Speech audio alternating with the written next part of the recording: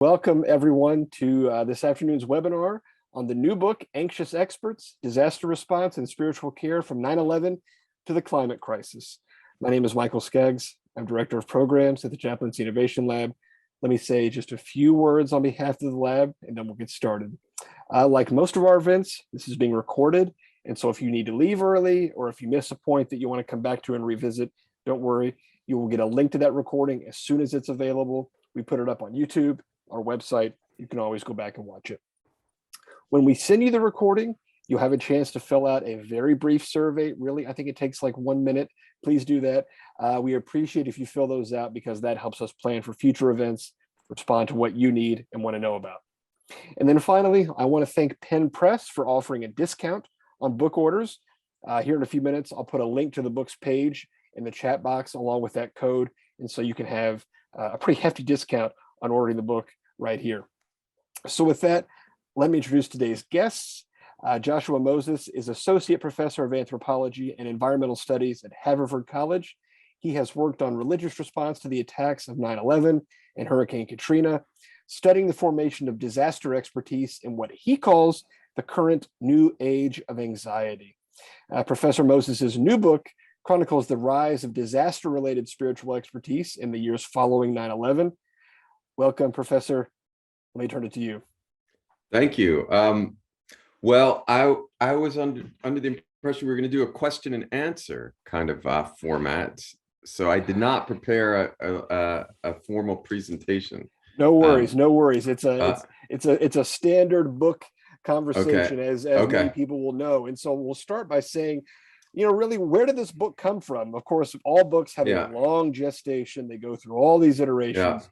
But where did the idea for this book come from? Yeah, so that's an interesting one. So flashback to 2001, and I was an eager young grad student, and I was taking Hindi at New York University, which is downtown, for those of you who aren't familiar with New York City, not too far from the Twin Towers. I just returned from a year in Russia, where I've been doing some work with the Soros Foundation project, and I just got back to the US, and I was so happy to be back to the US because it was a rough year in Russia. It was right after the currency was devalued. So folks, basically, if you had 30,000 in the bank overnight, it became like $30. Hopefully we won't end up in that position in this country, though I worry about that. So, and it was a crazy year. So I was really happy to be home. I was like, back home where things make sense. And, I know how things work, and it's a bit more predictable. And I got off the F train on 2nd Avenue and Houston Street, and the first thing I noticed was smoke coming out of a building. And there were a couple people looking up. I said, what building is that? And they said, that's the Twin Towers. And like within seconds, the second plane hit. And so I felt it physically because it was close enough that you could almost feel the sonic boom. And I remember just sort of standing on the corner with a few people, and there are these young kids who were saying that the Pentagon had been hit, and someone yelled at them and said, don't joke about these things. Like, that's not funny. And then a guy was walking up from the towers screaming about how he saw people falling off of buildings. And I thought he was mentally ill and was hallucinating, because I hadn't put it all together. It was just, I couldn't conceive of what had actually happened, like so many other folks. So what did I do as a good graduate student? I went to the NYU library to go study. Actually, I called my father, and my father, like the first phone call, he was like, oh, okay, have a nice day. You could tell I hadn't registered with him. And then I called him back, and he was like, head for cover. He was like, get underground. So I went to the library, and then at some point I was like, this is a scale that's much larger than I can even imagine. I was like, something else is happening. And so it sort of dawned on me. And so I remember writing the Red Cross and registering somehow with them. And then I got a call like the next day and worked down at Ground Zero. And it was, at that point, it was really chaos. They hadn't organized things. They hadn't even created the security system that weeded people out from getting all the way to ground zero. So you could just, I was giving out water and masks, which of course we found out later the masks didn't really do anything. But you could just walk down, like walk all the way down. It was filled with smoke. So what happened next was there was a professor at Columbia who studied homelessness and deinstitutionalization, and he had a job opening. So I applied for that job. I didn't get it, but he said, I have this other project working with faith leaders and mental health issues post 9/11. We just got funded for it. Do you want to do that job? I said, sure, I'll do that. So that's where it began. And then his name is Kim Hopper. I think he's still working at Columbia. Interesting person.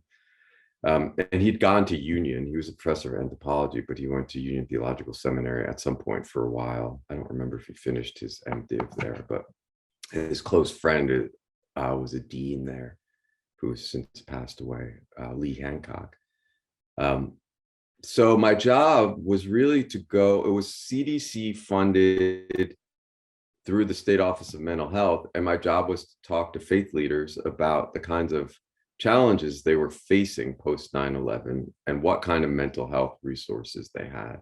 So I pretty much had free range initially. I could just like look around the city and go out and talk to any priest, imam, rabbi, minister I wanted to. And we had a set of questions around what kinds of problems folks were seeing, what did they do when they felt that they were seeing problems they couldn't deal with, and did they have connections with the so-called formal mental health resource system? That was the big question that the CDC and the state wanted to know. It's an old question for those of you, who are in this world, which I guess is most of you. Like, the mental health system is often called faith leaders the de facto mental health system, which early on, for me, it was really an education because I didn't know a lot about these things. I remember interviewing one reverend, and I used the term de facto mental health system. I was young, ignorant. I'm still fairly ignorant, not as young. But and he said, you better watch out. I'm going to throw you out the window if you use that term. And I was sort of shocked. I had no idea where I was treading, like sort of the history and the kind of sensitiveness of some of these issues historically. So I just kept like putting my foot in my mouth early on, but people were generous enough to explain things to me. Like he was quite angry. So that's how it began. So I did all of these interviews, and then at some point I said, to myself, this is much more than a job. This is important for personal reasons, and then it's also I think important practically, because it was raising all kinds of interesting and important issues in terms of planning for disasters. And then I was like, it's also could be a dissertation. There's enough there. So it was very accidental. I'll say this, I also, I interviewed somebody named Trudy Hirsch, who is at Beth Israel North in New York City, which is now closed. And at that time, I really didn't know what a chaplain was at all. For me, a chaplain was Father Mulcahy from MASH. That was about all I knew. So she was the head of spiritual care at Beth Israel North, and I did a really nice interview with her. I can still remember the button on her door, the buzzer. It said spiritual. The care had fallen off, and I pressed the button that said spiritual. Out comes Trudy, and I said, "Wow!" When I pressed that button, I expected something to happen. And she said, without missing a beat, she said, well, something did happen. And so we had a nice chat, and she's like, well, if you really want to know what chaplaincy is, take my CPE course. And so I did. So I studied CPE with her for a while. And initially there was going to be some of that in the book and dissertation. And at some point it just felt too weird. That dual role kind of thing felt somehow ethically too complicated. But I learned a lot personally, as well as just about how chaplains are trained and what it's like to spend time in a hospital. And as you all know, there's a lot of overlap between hospital chaplains and folks working in disaster contexts. It's so interesting to hear that you got connected with this person. What I think what you just said resonates for a lot of people, not in this conversation, but in the broader world, that you thought a chaplain's Father Mulcahy. It's someone who wears something distinctive like a collar or whatever, and they provide services, rituals, all that sort of thing. And you've ended up in a position, I think, for an outsider scholar to go through CPE is probably almost unheard of, which means that you have a much more intimate understanding of what it is that chaplains do than most other scholars, I would say, on the outside world. But if we think about the origins of this project in 9/11, there were a lot of people in the so-called helping professions involved in that work. What stood out to you, and still today stands out to you as distinctive about the work that chaplains do? Because so often we get challenged. Well, why not a therapist? Why not a social worker? There are all kinds of people that can do this kind of work without the capital R religion involved. So, what is distinctive about chaplaincy that you've come to learn? Yeah, so that's a good question. Thank you. 9/11, I think, as many have written about, Karen Seeley, who was at Columbia, wrote a book about the mental health response to 9/11. And I think for many Americans, not all, and of course there's class and racial dynamics that go along with what I'm about to say, but for many Americans, that was a moment where folks really felt, for folks in the mental health professions, really felt like they didn't have the answers, right? And that these are, you read about this a lot in the 9/11 literature. It was a moment where therapists were like, whoa, this is too much. And the therapists themselves were dealing with their own traumas. And there was a sense in which faith leaders might be able to supply certain kinds of care that therapists themselves were not able to do, that these kinds of disasters raise fundamental questions of meaning, religious questions, and that chaplains are more prepared to respond. I guess your question for me, what stands out about chaplains? I mean, to me, chaplains, people would ask me, I remember when doing my research, from either side, and they wanted an answer. They would be like, so what did you find out about therapists? And then some people would want me to say like, oh, they're bad, or like, what did you find out about chaplains? Oh, and they wanted me to say, oh, they're all a bunch of crazy religious people. I mean, and the truth is, like anything else, there's great therapists, there's crummy therapists, there's great chaplains, there's not so great chaplains. So in that sense, I didn't really find anything shocking. There's great practitioners who are wonderful, thoughtful people, and there's some who have to grow a lot, which is true in any profession, any human endeavor. I mean, I guess more broadly, to answer your question, I think I entered that chaplaincy world at a moment, and some of you who've been around it a lot more than me might have a lot more to say, when there was a shift to spiritual care from pastoral care. And there were, in the New York City system, and I don't get too deep into this, I touched on it in the book, and at the time I'd read a lot more about it. There was a sense in which spirituality, the use of the word spirituality was more appealing to a wider array of people. So there was a way in which the kind of institutional space of chaplaincy was redefining itself. And I guess as a younger person, I spent a lot of time thinking about that, and also trying to understand what people meant by spirituality and what was not being offered in other contexts. I guess that's what stands out for me. Like, that chaplains sometimes inhabit this like a liminal space, or space that's not, it's not clear, so they can play different roles. I mean, when I was a chaplain in the hospital, the instructions for me were often just go and sit and listen to people, and that nobody really does that in hospitals. Nobody has really any time. So it was just the chaplain that that had that possibility to not have so much of an agenda. So I guess that as both just a person trying to live in a time where there's so much stress and distress, I do come back to that on a personal level, but as a kind of scholarly level, like that's an interesting framing of an expertise. I remember like one of the phrases, most people want to be seen and heard. That's what my instructor used to say. And I mean, it's a pretty good guideline, but that's not true for most. If you're defining your expertise as the person who helps people be seen and heard, it's very different from most expertise where as an expert, I'm telling you things and telling you how to do things, how to fix things. Auto mechanics don't really, they're not there to see and hear you.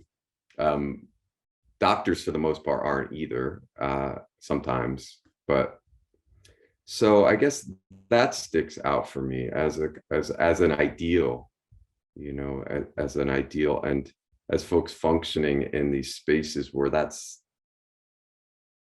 there's not always someone there to see and hear or help you to see, to be seen and heard, if that makes sense. So both on a personal level and then on a like how expertise form, it's an interesting framing for an expertise. I guess the other thing that strikes me is the kind of credentialing complications that go along with the whole field.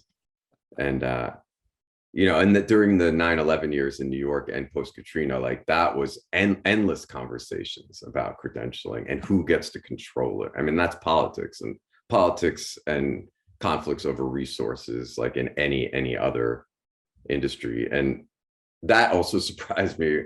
I was so naive, but I was like, oh wow, like all these religious folks are like fighting each other. And I was like, well, yeah, of course, look at the history of religions. They're always been fighting each other. So why it surprised me that it was happening in 21st century New York, I don't know why it should have come as a surprise. And by fighting, I mean just competition. Who gets to credential, who gets the ear of the Office of Emergency Management, who, all these different kinds of things that I'm sure you all have seen, or competition over different organizations vying for control over different hospital spaces and those kinds of things. Those money, power, resources are where humans are. There's nothing exceptional about that. We hear this conversation sometimes, and folks will ask it, especially people who are interested in careers in chaplaincy. If they'll come to our events and they'll say, well, how come there isn't a state licensure for chaplains like any other profession? And the thought is, that's very much a double-edged sword. Sure, it would give you a clear definition that you can present to people and it's easily understood. On the other hand, it comes right back to that credentialing question. Who's going to decide that definition? Is everyone going to be on board? Probably not, because that's how people are. It just doesn't work that way. Right. And states have been reticent to get involved, right? Because of religion and state, as far as I gather, that's part of it. I mean, we know that's a whole other complicated arena for our country, but at least when I was more involved in these conversations, the state of New York was like, you all fight it out and figure it out yourselves. Like we're not going to step in. It's not our role. Well, you've worked as a chaplain in healthcare, and you mentioned 9/11, you mentioned Katrina. I'm curious, when you were in those settings, and of course, healthcare is more enduring. It's not a moment like 9/11 or Katrina, but how do the people that you were around how do they look at chaplains? How do they understand the work that chaplains were doing? Because so often, we've already alluded to this, it's just not understood. So when you're in these really intense areas, 9/11, Katrina, when there is such obvious human need for things like food and water, how do other people understand the work of spiritual care? I think, as I suggested before, post 9/11, and then I'll tell you a little bit about my Katrina experience, which was short, but post 9/11, my sense and a lot of the spaces I was in were various conferences sponsored in part by the New York Disaster Interfaith Service and Office of Emergency Management, that there was a real moment where folks were trying to get together and figure it out. And there was a kind of openness. You know, you often read in the disaster literature that disasters reshuffle things and illuminate things that in our day-to-day lives that we might not always be so aware of. So they give this moment and space for rethinking different kinds of organizational arrangements. So there's a possibility for new kinds of relationships and creativity, as much as there is a, you know, it's as much as it's horrible and stressful. So my sense was that there was a lot of outreach from city agencies to chaplains in that moment, and that there were folks actually trying to work together. We put together a volume, I can't even remember the name of it. Rutledge put it out, but it was a collection of essays. And when I say we, a psychiatrist named Grant Brenner and a chaplain who now, I think he's a chaplain supervisor in Brooklyn now, Daniel Silberbush, he changed his name. And in that volume, we tried to pair faith leaders and secular folks to write articles together so that the volume itself would kind of perform or create the kinds of collaborations that we hope to see. So I think there's a lot of attention to different kinds of collaborations and the need for both chaplains and faith leaders. So there's obviously institutionally affiliated chaplains, and then there's churches and houses of worship more generally. I think the emergency planners got also interested in houses of worship as frontline organizations in disaster response, as the folks who have the capacity to know who's in the neighborhood on the ground level, like who needs what, you know, what older person down the street might have trouble getting out of their house, and what person might be struggling with mental illness, like all these different like community level characteristics that there's no way a government agency can track, but a house of worship might have really detailed knowledge. And I remember doing lots of interviews, and this is a little bit different from your questions, because I think the chaplain issue and the house of worship issue overlap. Sometimes they're one and the same, sometimes they're not. But a lot of the chaplains I talked to are also working clergy or faith leaders. Some of them would be like fire department chaplains, and then also have a church or a synagogue. And then there were the organizations that sprung up, right? Like so New York Disaster Interfaith Services, Disaster Chaplaincy. There was another one that I can't remember that kind of faded away. I can find the name for you. I'm not sure if that answered your question. I feel like I got sidetracked on that one. Oh yeah, Katrina. So Katrina, what I was doing in that moment was a lot of the trainings for disaster chaplains and just faith leaders in general responding to disaster grew up post 9/11. There was all that money, there were all these studies. And so a bunch of the folks I knew in New York went down, or who were partly got their experience in New York and developed training methods, went down post Katrina. So I went with them to see how that looked. So this was in Biloxi, not long after Katrina, and they were at that point training kind of some of them were faith leaders and some of them were frontline kind of community workers in like a kind of a rapid response spiritual care model, so to speak. So they weren't exactly official chaplains, though the people doing the trainings, one of them was a chaplain, but so it was built around his experience as a chaplain. But he was really trying to get a wide swath of people who were out there doing door-to-door kind of stuff. So I was in part interested in how that knowledge developed in New York became spread out of New York with mixed results. I mean, that was, as you might imagine. Yeah. I want to turn to something specific about the book, and you talk Yeah. about, you have this idea of the anxious expert, of whom chaplains are a significant part. So what is it about these circumstances that is making these experts anxious, and how does that play out in the work that they're doing? Yeah, good question. So the anxious experts is a I think, as you're suggesting, is a play on words. I think they're anxious about the world because it's an anxious moment. Disasters cause anxiety for most of us. And I think chaplains, I noticed working in disaster contexts, are anxious about their own expertise as well. So there's a lot of anxiety expressed about where they fit in and how they're being judged by mental health professionals, and a kind of justification. Andrew Abbott, who's a sociologist of professions at University of Chicago, he uses the term professional jurisdiction. So they're kind of buying for professional jurisdiction, right? Like a space at the table. And so they have to define what their role is, and it has to be distinct from mental health professionals. Otherwise, why should they be there if they're not offering something distinct? But it can't be too distinct, right? Because then they're at least in the New York setting anyway, it's different throughout the country, then they're the kind of scary proselytizing group of religious folks that the folks in the government and some nonprofit agencies are scared of, right? There's always that, in that context, there's always that anxiety around, like, what are these chaplains actually doing?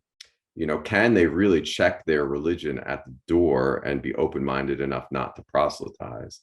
So there's a screening process for that. And there was a lot of anxiety on all sides about what chaplains were actually doing. And again, the credentialing question, but there are these stories you would hear, whether they were true or not. Like a bishop came down to work at Ground Zero and he got screened out because of his inability to really check his religiosity, right? Like, they don't want Jehovah's Witnesses down there.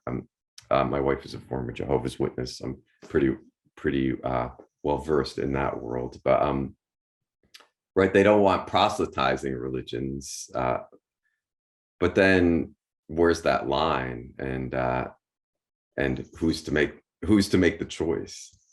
So I mean, that comes back to this notion of spirituality as a justification, and a kind of what's a good word for it, like depending on how you view it, a streamlining, a universalizing or simplifying of what spirituality is. Because one simple justification you find is spirituality is meaning, right? So anything that gives you meaning is your form of spirituality. Everybody needs meaning. This is one argument you see. Therefore, everybody can benefit from spirituality, and chaplains are about offering a spiritual presence. And so who wouldn't need a chaplain with that argument? So I think that's a rhetorical argument that you find a lot in the spaces that I inhabited. And I think you find it in hospitals too, perhaps not throughout the country, but in more liberal leaning cities. I imagine you'd find something quite different in other parts of the country. You know, I think that if we talk about the scope of your book, we have really specific events like 9/11, like Katrina, and these are very clear moments where there is a moment of intensity and then aftermath, recovery, et cetera, et cetera. You can plot those things out pretty clearly over time after the fact. But then you also have much longer time frame events such as the climate crisis. So if we think about something like that, where we don't know exactly what is going to happen, we can make some projections, but we can't pinpoint we're going to need chaplains on X date at Y place. what is the role of chaplains in a long-term problem like that? All things staying the same. We don't know how the future is going to unfold, but when we have something big like that looming, what are chaplains supposed to do?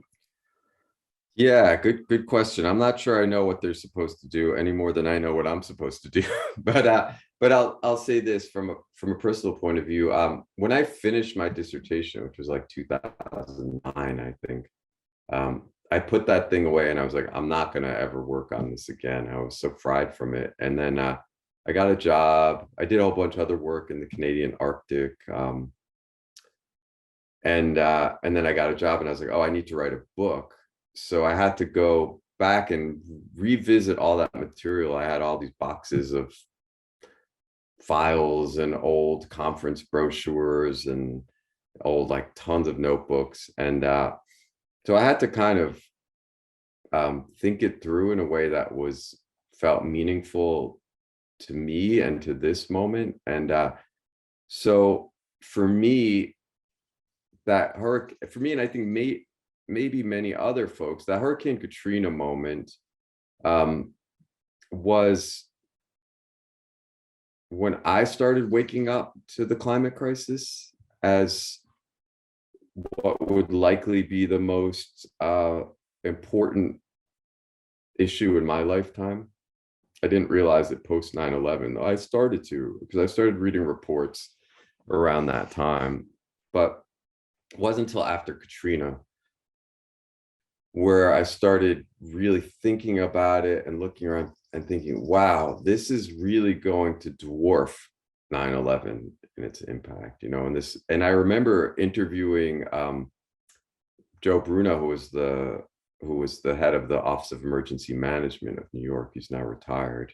He's got like 40 years in emergency service. I'm going to interview him again in a few weeks, which I'm really excited about, just because he made a really strong impression on me. He said, you know what? He's like, dirty bombs don't really trouble me in New York. He's like, that's not what keeps me up. What keeps me up is a flood. He's like, I got to move 1.5 million people off of coastal New York. And he's like, I don't know how we're going to do it. So he's really candid, and that was around the Katrina time. And so I was like, oh wow. And then I went to another conference out in Boulder at the Hazards Institute, which is this really long-standing meeting of disaster specialists. I forget what year I went, but probably, it was the year after Katrina, I think, because Brownie was there.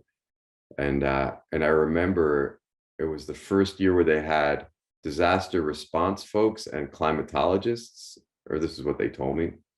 So they're really trying to put together weather and climate and thinking about these things in more sophisticated ways. So that's to say, those are the times where it sunk in for me. And then I went and revisiting this material, I was really interested in thinking through what forms of care would be useful to folks. Like how are we going to deal with this as the news? And I don't mean this to sound bleak, but I don't think the news is going to get any better on the climate crisis front in my lifetime. I think we can say that with, not definitively, but I think it's probably true.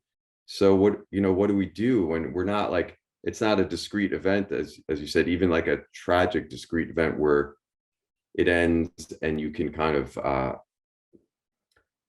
put brackets around it. The event ended, the pain goes on and people continue to suffer, but it's the event itself comes to an end.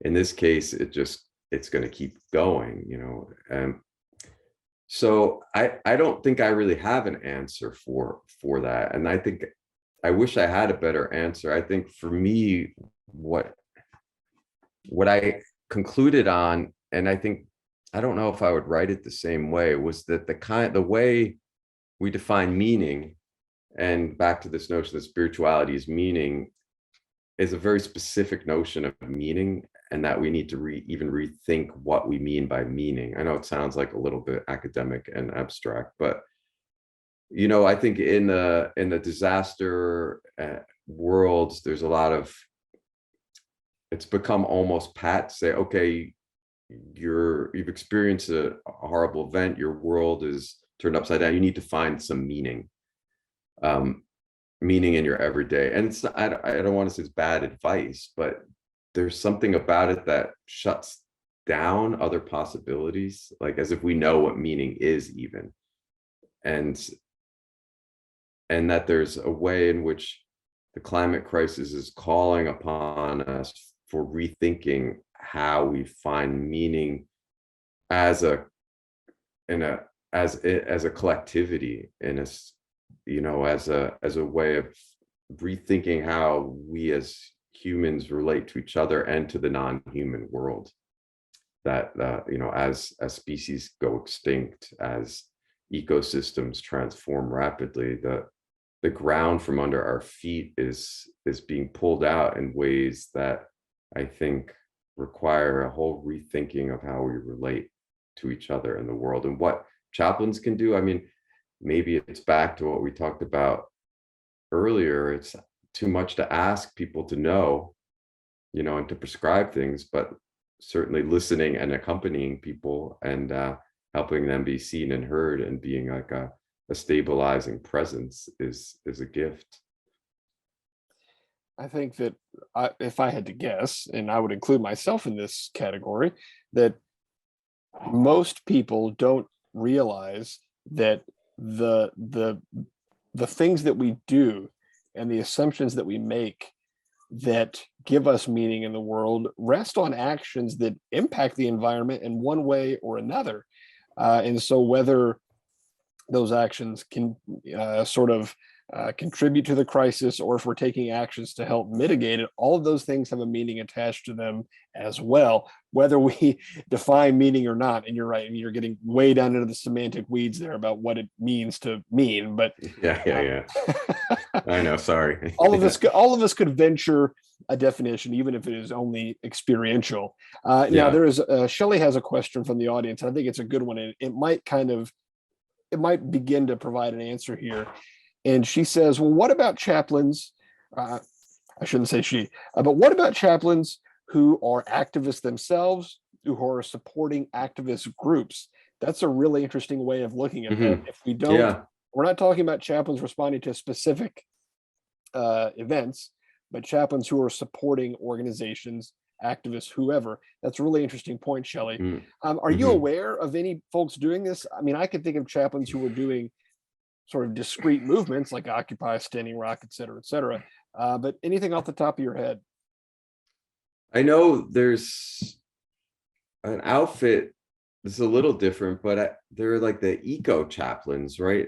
Doesn't Upaya have a training program, and there was another one. But other than that, that's more of a model of chaplaincy training. I can't think of anything off the top of my head. And probably some of those Green Faith chaplains, that Fletcher Harper's organization, Green Faith. I'm sure some of those folks are chaplains, and they're doing a lot of amazing activist work. But no, I can't think of anything. Oh, or like the watersheds disciples. Some of those folks must be chaplains. That's a cool group. I'm just guessing that some of them are chaplains, but there's a volume called Watershed Discipleship, and it's just thinking through Christian-based discipleship around watersheds. I read a few essays from it. I thought it was really powerful, and so those are folks in their in their role as faith leaders or people of faith engaging with watersheds and thinking through what that means to have a deeper relationship of stewardship as a kind of calling, I guess. There are a few comments in the chat. Someone mentioned Julie Taylor, a chaplain who I know Julie. 9/11 in Ferguson. David says, yes, Upaya does support training eco chaplains. This is a great opportunity to mention to folks, in so many cases, when people wonder, hey, is someone doing chaplaincy around X, Y, or Z? A lot of times, yes, the answer is yes. It's just that it might not be organized and really visible. Yeah. And so I would just say, if you know about these people, tell someone else, tell the Yeah. lab. We're happy to Yeah. kind of sort of spotlight these things Yeah. so that it can be known as something that is actually, a viable concern. In echo chaplaincy, early days. Of course, Yeah. it's early Very, days. I know for sure there are some students at Union who are thinking about this, but they're still for sure. students, and so it's going to take a little while for them to find their Yeah. footing. Yeah. Harvard Divinity too, and that outfit at Yale, the Mary Evelyn Tucker, that group, Ecology and Religion, and also Allison Cornish. I'll put a shout out for Allison, who's at BTS in Portland, Maine. Which I forget what BTS stands for. You might remember. It used to be Bangor Theological Seminary, but now it is just BTS. BTS, right? So they've transformed into like a kind of a faith and climate crisis center. And Allison Cornish, who's there, is, last I talked to her, trying to start a climate chaplaincy training program of sorts. I'm not sure where they're at with that, but they seem to be thinking really in interesting ways about some of these issues and putting that really at the center of what they're up to. Now, Pedro asks a really good question, and I think it comes up in other settings, but we're it's really clarified here. Is there any difference between chaplains joining activists with a specific agenda and chaplains who are advocating for people's needs? That's really great, because there is a difference between helping someone be seen or heard and advocating for something very specific, even if it's something that a lot of folks can get on board with. There is a difference there, I would say. But in your experience as a chaplain, a researcher, and observer, what is the difference? Yeah, it's a good question. What is the difference? I suppose there's a fine line at a certain point, but to me, it's a difference between, I mean, for example, I suppose it depends what you're advocating for, but if you're getting involved in partisan politics, which unfortunately the climate crisis is seen as a partisan issue still, that it puts you on a certain one side of things, which depending on how you feel about it, could be either good or bad. And advocating for individuals' needs strikes me as much more in line with traditional chaplaincy as I understand it. So it's much more part of what the specific training is. There's also perhaps a distinction to be made between your professional identity as a chaplain and you as an individual, right? So if you happen to be a chaplain and you give lots of money to the Democratic Party, is that you doing it as a chaplain or just as a person? Or you spend all of your time doing climate advocacy, are you doing it as a chaplain or are you doing it just simply as a person? So it depends, to my mind. Do you have your chaplain badge on? Are you saying we're chaplains against the climate crisis? That's a different question than if you're me, Josh Moses, who's a chaplain, and then after work, I spend all my time doing advocacy work. So that seems like an important distinction to be made. And then I imagine, if you're delving deeply into political issues in your chaplain role, then you're also bringing your faith into it as well, your faith group. So then you have to navigate that issue as well. Like, to what extent do these views correspond with the faith group you're part of? I would encourage folks to go back. We did a webinar about a month ago that was on, and I promise it is related, but the webinar was on law enforcement chaplaincy. And so we Cool. did talk about some of the nitty gritty, the nuts and bolts of what that looks like. But we also discussed what happens when specific departments or the entire notion of a municipal police force comes into question. Something tragic happens and there's very clearly wrongdoing. Well, are police chaplains complicit in that? Are they sort of sanctioning it? I mean, the answer is no. That's not what a professional chaplain does. But I think that if you go back and watch that, it does touch on this a little bit, because you have chaplains who are in the middle of really highly politicized issues. They're trying to support individual needs, and of course, they have their own thoughts about whatever the issue might be. But that's a good sort of example, a starting point of something that folks might want to think about in this vein. That's really interesting. I'd like to listen to that one myself, because I imagine, I mean, they hear all kinds of stuff, and then it's kind of it's I guess a similar ethical situation to clinicians in the mental health world. At what point, I mean, there's confidentiality, and then there's times where you're morally, ethically, and legally bound to break confidentiality in certain moments, I would think. Well, and really, I think that in a lot of ways, it's funny. I just had a conversation on this last week. Um, this really gets at the heart of being a chaplain and welcoming and serving others, even if they are radically different from yourself. So let's say you're a chaplain, and in your free time, you take off the chaplain name badge and you do go do climate activism or whatever. And then you go back to work at the hospital or wherever it might be, and you have patients who totally deny there is a crisis or that humans have anything to do with it. Well, guess what? You're still a chaplain. You still have to care for those people. And you can't Right, decide that because you really think that they're completely wrong on this issue that you can't serve them. right. I think it probably has something to do with that as well. Pedro Yeah. chimes in again and says, there shouldn't be a dichotomy between my ministry and myself. Maybe folks would disagree, but that's a really good point, Pedro. Yeah, I, I mean, right. We all have a personal opinion about that. It strikes me as a good point. I imagine other folks might disagree. It always struck me as a strange notion that you could live as a religious or spiritual person like 9 to 5, and then like separate it out. But then I mean, there's the institutional issues too, right? I mean, there's certain things that you can't do in your job setting that you can do outside of your job that might be important to you and consistent, but not quite the same. I want to wrap up with I want to come back to this question of incorporating chaplaincy into an academic, a scholarly, a public conversation that does Yeah. not always take recognition of what it is that chaplains do.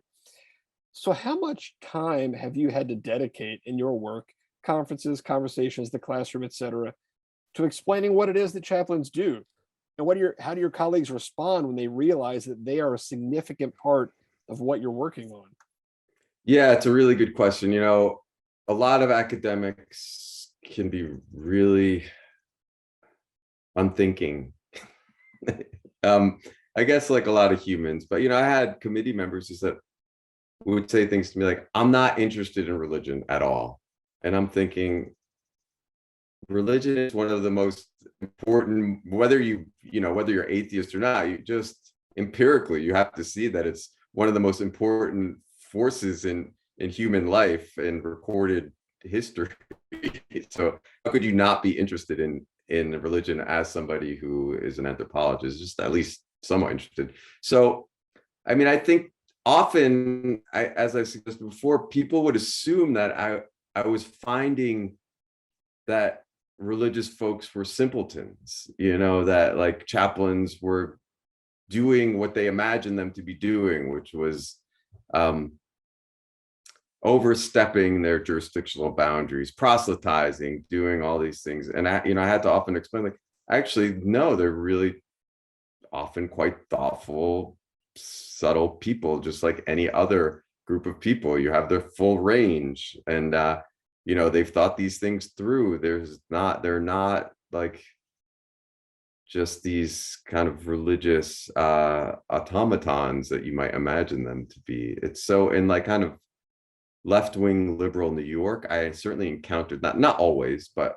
I would encounter that response. And then also the kind of work you would have to do to even describe what a chaplain is and what the history was, and going back to poison and, going back to even the 19th century and these kinds of historical questions.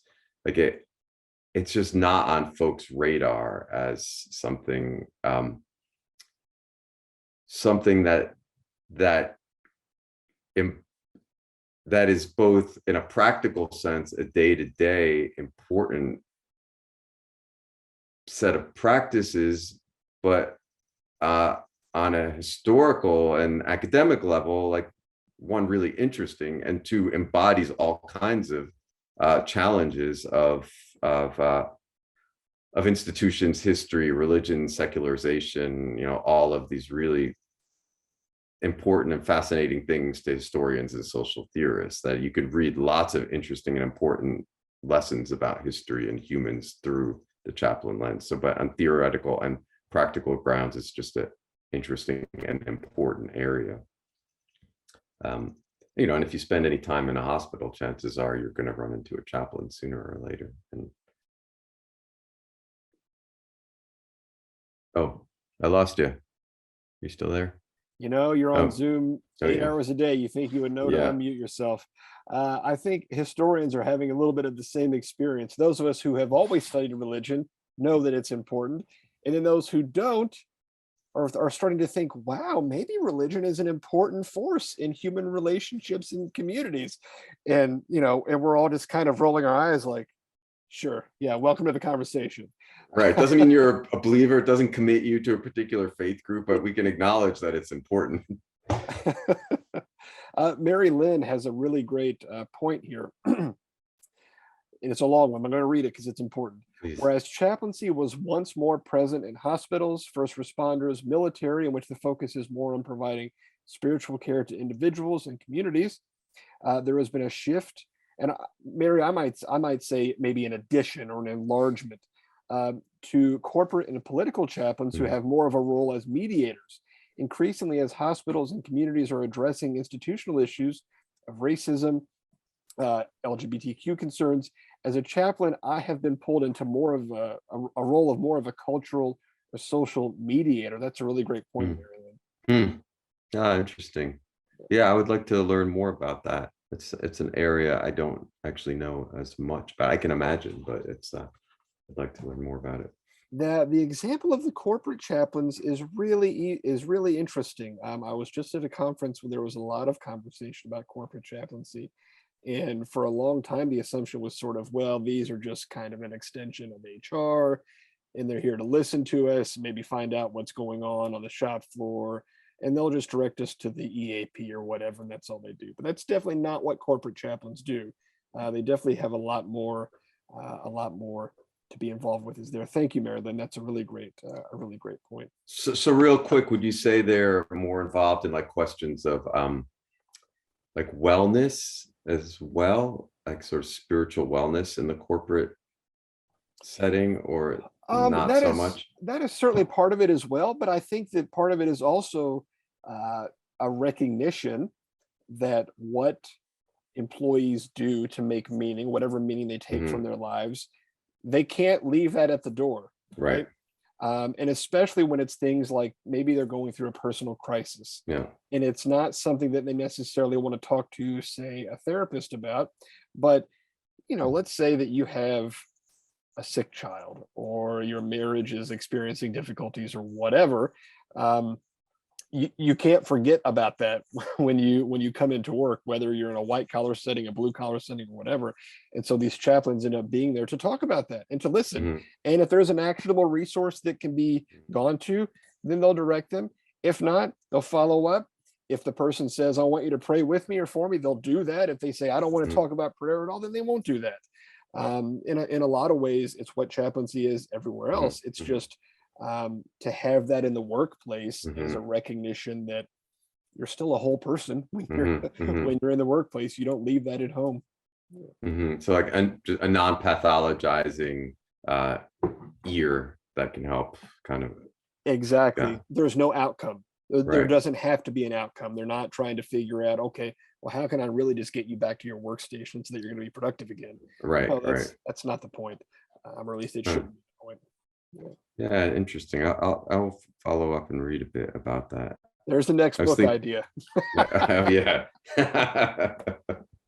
Oh yeah, we'll see. Now the next thing's a podcast that I'm working on, so I don't have to write. That's the goal, not to write. Oh, you're going to be writing just as much. It's just going to be in a different format. It's true. That's true. You're right. It's just a different format. It opens things up in a new way. Well, when you begin producing that, let us know. We'll put it out. I will. It's the pilot's in the works. That's awesome. All right. Yeah. Well, thank you, Joshua. Thank you, everyone, for being with us today. This is such an interesting conversation, and it's unfortunate to say, but this type of chaplaincy, we're talking about specific areas, 9/11, Katrina. Anyone who's been following the news down in Texas after the I have children in the room, so I don't want to say too much. But these things aren't going to stop happening, unfortunately. And so this area of chaplaincy is vital. If you have any way of getting involved, please do. All chaplains have something to offer in this area. You've got the training, you know how this works. It just happens you're doing it somewhere else. And so there's always a need, and I would encourage you to check that out. I put the link to the book in chat at the beginning and just here a few minutes ago, along with the discount code, and I'll send that out with a follow-up as well. And so I do encourage you, go out, buy the book, read it, think about what it means for your chaplaincy. Joshua, thank you. This has been wonderful. Thank you. Thank you. Thanks for inviting me. Y'all, sorry I can't see your faces out there, but be in touch if you have any questions. I'd love to hear from y'all, and if anything resonates. Can I say one more thing just to piggyback on what you said? Sure. Yeah. So, we talk about the climate crisis as if it's a thing. I mean, for example, this morning I just read a piece about the number of homeless who are dying from heat-related issues. So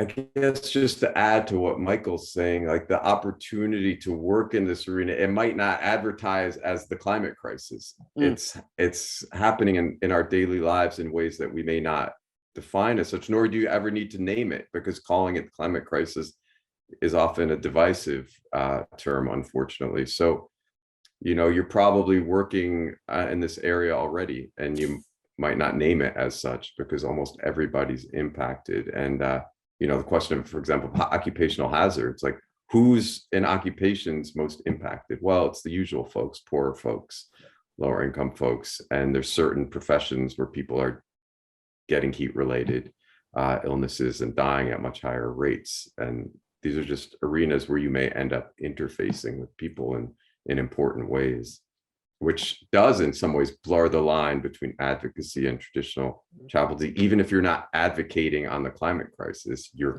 confronting people who are dying of climate crisis related diseases. Well, thank you all. Sorry to go on that front, but nice to meet you all. And thanks again for inviting me, Michael. I appreciate it. And let's be in touch. Absolutely. When the podcast comes out, let us know. I will. All in the right. fall. All right. Thank you. Bye. Have a great afternoon, everyone. Bye-bye.